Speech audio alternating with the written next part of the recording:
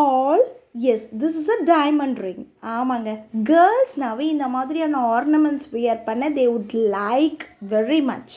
S, wear பண்ணலாம், but it cost is very very expensive. ஆமாங்களா? So not only jewellery, we can say for any other things like car, mobile phone or whatever it may be. So இந்த மாதிரி எந்த ஒரு திங்ஸையும் very costly, very expensive அப்படின்னு சொல்கிறதுக்கு we have an இடியம்.